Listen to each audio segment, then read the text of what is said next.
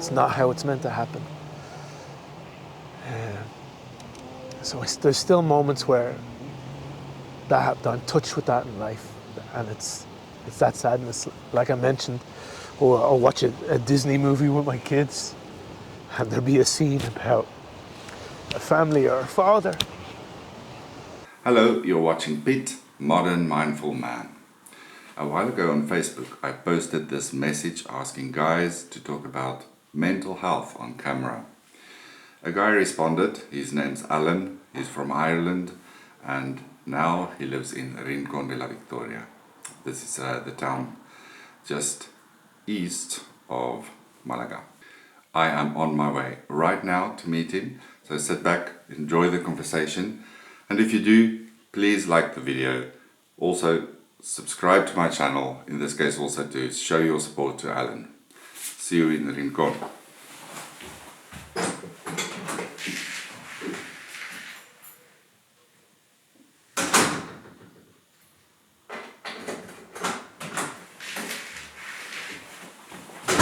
Yeah, I'm gonna need that.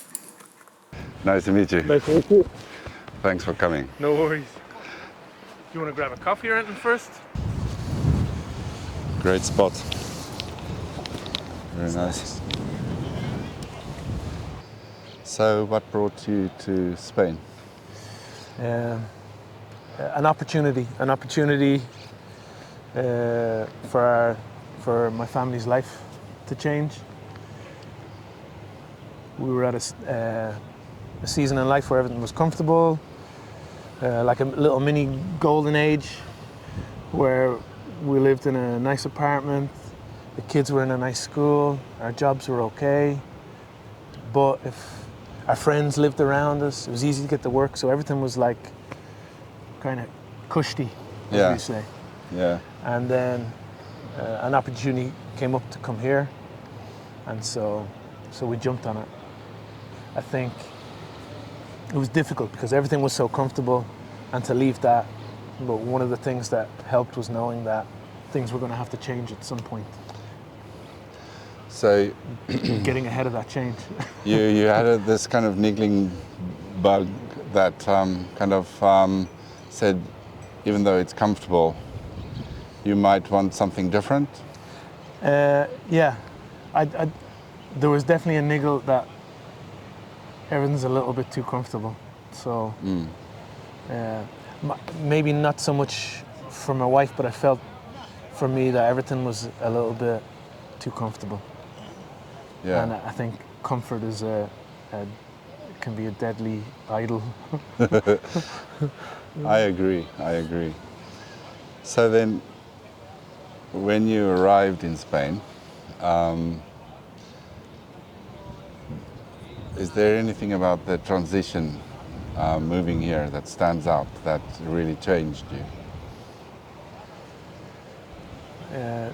I suppose the difficulty. I didn't expect an international move with a family to be so difficult. Even like we moved having a job, we moved having some friends here and having some people here that were helping with arrangements and stuff. Yeah. But I didn't realize it'd be so difficult. So the big takeaway was going through something, a difficulty I'd never gone through before, and I'm still alive. I'm still with my wife. We now have three kids, like an extra kid. Yeah. So move, new language, new job, new baby, new everything. It's been really difficult. Yeah. So, how did let's say, the difficulty manifest itself? What's the signs that you felt? Maybe I'm struggling a little here.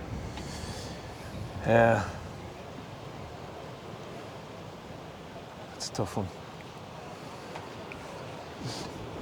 I think I kept mostly everything internal as possible, but just the horrible feelings of yeah, anxiety. So I had constant pains in my stomach, feelings of wanting to crush my teeth, feelings of just being choked. But I felt that I couldn't vocalize it. I'm starting, I'm trying to do a new job. My wife's in the middle of her pregnancy. My kids are starting public school, not speaking the language. So we're all going through a really difficult time. So I don't know how to answer that. Yeah. Like physically, mentally, it, it was very difficult. So I think I was in different ways trying to deal with that. But there's only so many because I got 3 kids. So it's not that I have time to, just barely enough time to hold shit together, to make dinner, get the kids to bed, Yeah. figure out, go to, I think the most important thing for me in my walk through life has been people that stand out. I grew up in we say a broken home. My parents separated after there was a loss in the family, and my father he had his issues, and I think my mother put up with them because that was Ireland in the 80s. That's just how it is. And they lost a child, and I remember my mom saying, I had my kids, and that's all that mattered. And so after she lost one of them, she was brave enough to go, okay, I'm not putting up with whatever this is. And so my relationship with my father was maybe not always present or volatile for when I was a child, and then when I became a teenager, I didn't want to know him. I think my earliest memory, or something that I've always remembered, is like my first nightmare. And so it's me like viewing our bungalow from above. And so the kitchen is up one end of the house, and then the living room is down the other end. So I'm looking from above, and my mother sends me from the kitchen down to the living room to get my father, and he's sitting in the armchair. And so I go down, I leave the kitchen, I walk down the hall, I walk into the living room, and I say something like, "Oh, Dad, I need you," or "I want you." And I take his hand, and I start to walk away. And I leave the room, and I start walking up the hall. And it's only when I'm walking up the hall I realize that I have his hand, but his hand, like his body hasn't come with me. It's like his hand's connected to a slinky or something. And that's the end of it, but it's always like, that's my earliest memories, that dream of going for my father's hand and him not coming. And so that's kind of a really strange one. I remember just like the sadness as a child, not, and I don't really know what happened. My mom passed, my mom died when I was 20, before I became old enough to be aware of, hey, what actually did happen. So I never know it. And then after I got saved and sober, I tried to ask my dad, like, what happened? And he's like, he can't remember, because it was so difficult. He's like, I can't go back to those thoughts. So he couldn't even give me an answer. So I don't know what happened, but I know there was moments of just such sadness. I remember being in the kitchen, I think it was around 10, and like taking a knife out of the drawer and just being like, that's it, I'm gonna cut myself. I can't live with this sadness anymore. I didn't, but I just remember that sad, one and it still manifests itself at time if I have like an inanimate object, or maybe my kids for the moment, like animate objects. But when I was young, I'd be sent out to fill the coal bucket. And so you'd go out the back garden with the coal bucket and the coal shovel, and there's a pile of coal, and you put the shovel into the coal and you take it out and you put the coal in the bucket. But I'd put the shovel in and I'd pull the shovel out, and as I pull the shovel out, all the coal falls off. And I remember just being like destroyed that the coal just wouldn't even stay in the shovel. It's not often, but there's moments in life where that happens. I'll go to do something, and whatever that object is meant to do, it doesn't do it, and I'm crushed with that same sadness that things aren't all right, that things aren't meant to be like this. It's not how it's meant to happen. So there's still moments where I'm touched with that in life, and it's that sadness, like I mentioned, or I'll watch a Disney movie with my kids, and there'll be a scene about a family or a father, and I'll be like this, you know, that I don't know. I'm sure if I sat with a professional, they say that's trauma, or that's whatever it is. I'm aware I have to deal with this, and I don't want my kids to have this. And I think when I hit 30, and I was aware as 30 years old, and a heroin addict, a crack addict. I'd done everything in my life that I said I'd never do. Everything that I said I'd never do, I'd done. And just coming to rock bottom, thankfully I had some people around me who said, hey, listen, here's a room in my house, do cold turkey and sort yourself out.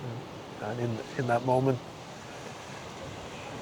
I got saved, and and so now we're nearly 12 years later, and I'm still learning how to unravel my shit.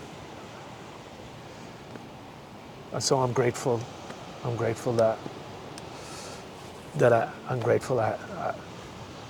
for God and the people I have around me.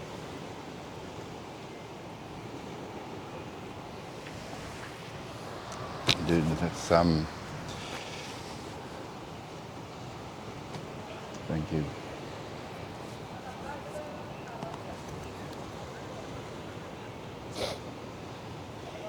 So if someone finds themselves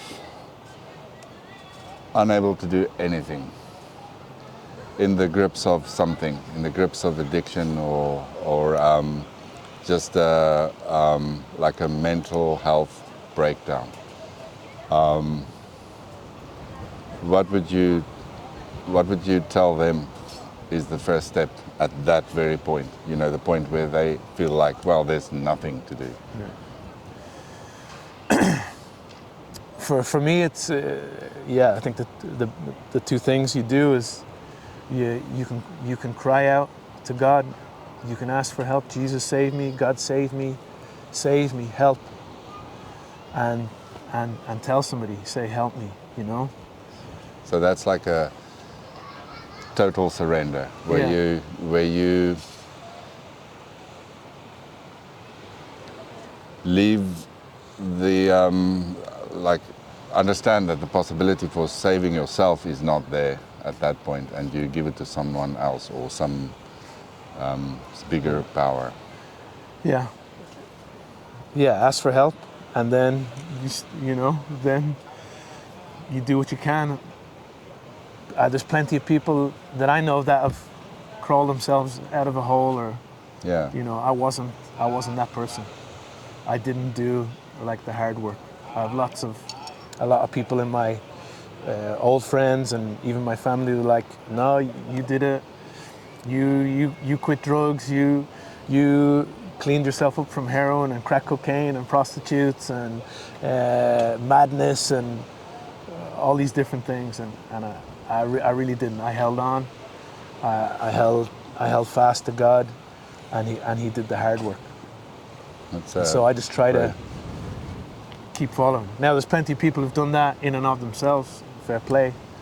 But if I was to give anybody its advice, it's, first of all, cry out for help, and then you try to stand up. Yeah.